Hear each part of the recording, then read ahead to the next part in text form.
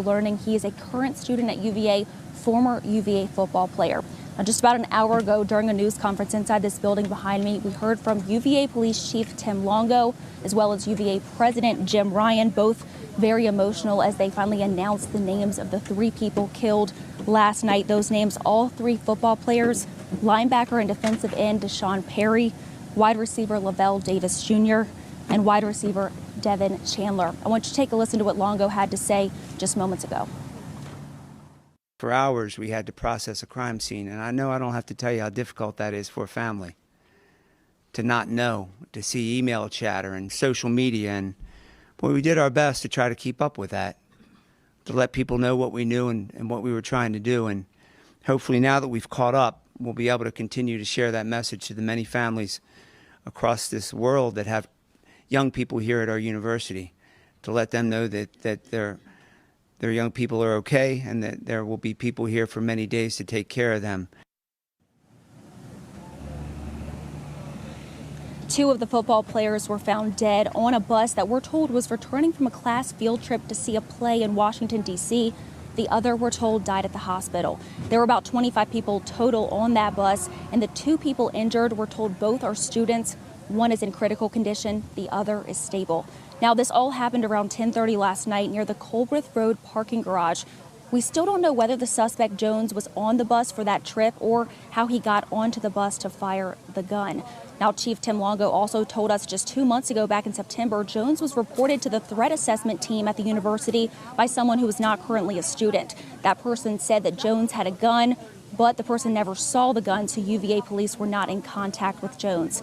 Now, we've been talking to students all morning who were in lockdown again for about 12 hours and also in shock that something like this would happen on their grounds.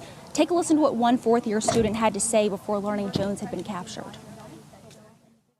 I really hope that, they can find this guy and hopefully everything will be okay, but it definitely will leave an impact, I think, on the rest of the year and the rest of the students who are here. So I hope that, everyone can find a way to get through this, and I hope that the rest of everyone else is okay, and UVA will come back stronger from this.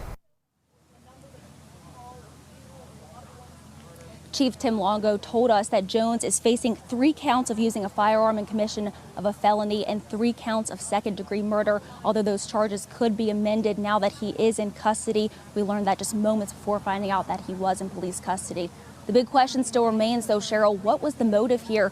We're still not sure. Leaders have still not told us, but we hope to continue to follow this and get answers for you in the coming days. Working for you in Charlottesville, I'm Caroline Colburn, CBS 6 News. Still a lot of details to come. Thank you, Caroline. Our Brendan King is in Petersburg, where the suspect graduated high school several years ago. Brendan spoke to a neighbor who says they know the suspect, Christopher Jones Jr. Brendan? Yeah, that's right, Cheryl. And just moments ago, Petersburg schools confirming that Christopher Darnell Jones Jr. played football during his senior year right here at Petersburg High School before moving up to play ball at UVA. I wanted to learn more about this man, and so this morning I spoke to a neighbor of his grandmother who says she literally screamed when she heard the news today. So let's take another look at the picture of Jones released to us by UVA police this morning.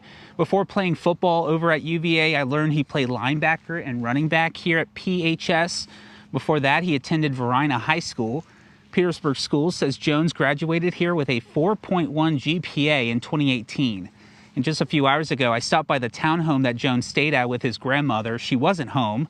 However, a neighbor who did not want to be identified says she has fond memories of this man who used to work down the road at the Walmart in Crater Road. She says she would give him rides, and he was always respectful. And I asked this neighbor about the very last time she spoke to Jones. She said he visited his grandmother here in Petersburg just 2 weeks ago. Listen. He said he was doing all right up there in college and stuff, and I told him take care of himself, and I said don't disappoint your grandma, don't disappoint her.